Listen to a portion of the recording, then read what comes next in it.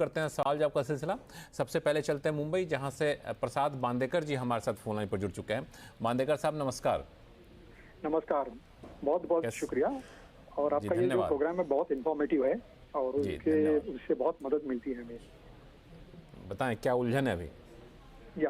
मेरी और मेरे डॉटर ने मिलके एआईएफ में इन्वेस्टमेंट की है और हम लोगों ने जॉइंटली की है।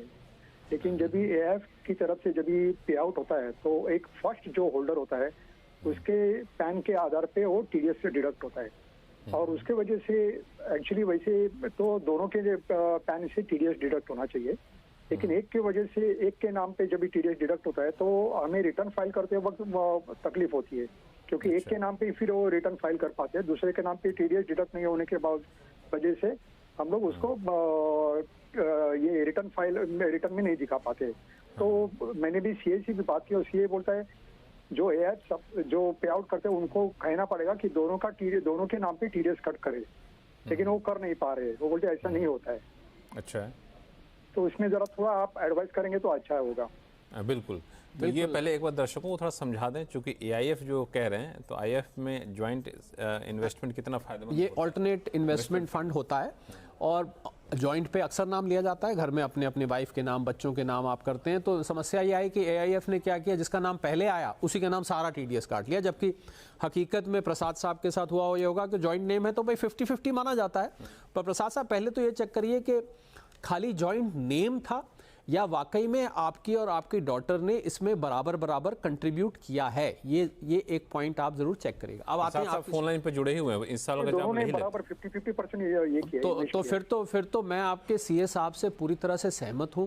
मैं भी इसका यही हल आपको देने लगा था कि आपको, क्योंकि इसमें डिडक्टर के एंड पे ये गलती करी है। डिडक्टर ने मैं क्षमा चाहूंगा लक्ष्मण इस बात को कहने के, थोड़ा सा जैसे कई दफे आलस कर जाते हैं, चलो दो नाम पे कौन काटे भाई, जिसका नाम पहले दिख रहा है उठा के उसके नाम सारा काट दिया। बिल्कुल प्रसाद साहब, ये डिडक्टर को ये करेक्शन करनी पड़ेगी, क्योंकि आपके 26 एएस में बराबर बराबर आपकी और आपकी डॉटर का दिखाई देगा तभी अगर वो लोग दोनों के अकाउंट में जमा करेंगे। अब क्योंकि उन्होंने एक में कर दिया है, अगर वो करेक्शन कर सकते हैं वेल एंड गुड, फिर तो समस्या का समाधान हो जाता है। मान लीजिए नहीं कर सकते हैं तो इसमें आपको समस्या तो आएगी, क्योंकि आपको इनकम अपनी उतनी आधी दिखाएंगे जो उससे हुई है और टैक्स पूरा है, एक का रिफंड आएगा, दूसरे का टैक्स पेबल आ जाएगा। ये समस्या इसमें आएगी। इसीलिए इसका बेस्ट सोल्यूशन यही है कि आप डिडक्टर को बोलिए कि अपने रिटर्न को रिवाइज कर दे, करेक्शन करके। आपको मैं बता दूं कि टैन की जो टीडीएस की रिटर्न होती है वो भी रिवाइज हो जाती है। ये बहुत सारे डिडक्टर्स आलस में आके कई दफ़े नहीं करते हैं। तो बिल्कुल आप फंड के पास जाइए और जोर शोर से जाइए और उनको बताइए कि आप उनकी वजह से आपको क्या परेशानी आने वाली है। इसमें चूंकि बराबर बराबर दोनों ने किया है तो आपने ये फॉर्मूला बताया। मान लिया जाए रेशियो बराबर बराबर करना हो तब क्या होता है?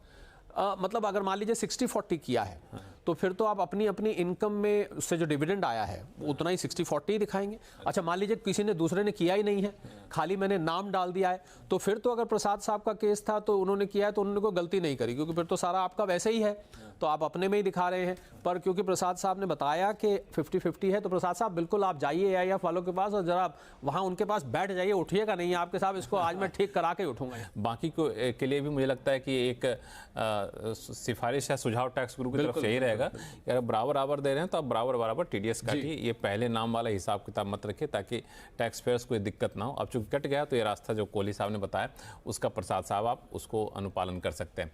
अब चलते हैं वापी, जहां से गुजरात से मतीश ठक्कर साहब हमारे साथ हैं। ठक्कर साहब नमस्कार। नमस्कार लक्ष्मण सर, नमस्कार कोहली सर।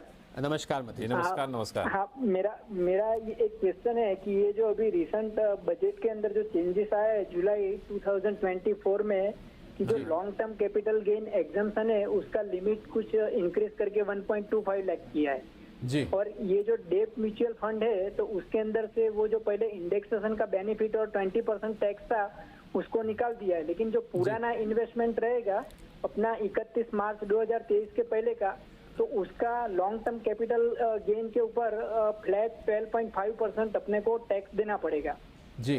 तो मेरा क्वेश्चन ये है कि अभी जो डेट म्यूचुअल फंड के ऊपर भी जो लॉन्ग टर्म कैपिटल गेन अपने को होता है तो ये क्या 1.25 लाख के अंदर वो कंसीडर कर सकते हैं एग्जम्पशन लिमिट में?